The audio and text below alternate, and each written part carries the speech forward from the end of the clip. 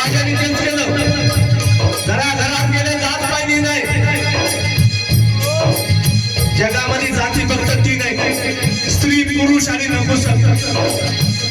राजी मराठा, कुणबी, तेली, माली, तांबोली, 18 प्रकार जाती, 7,500 जाती निर्माण कोणी केले? आणि म्हणून विचार करा, या ठिकाणी शिवाजी राजांनी प्रत्येक पोराला जीव लावला. म्हणून येसाजी, तानाजी, सूर्याजी, बाजी प्रभू असे महाबलवान योद्धे शिवाजी राजांसाठी जीव द्यायला तयार झाले. लक्षात ठेवा. म्हणून या ठिकाणी याच्यातून स्वराज्य उभं राहिलेलं आहे.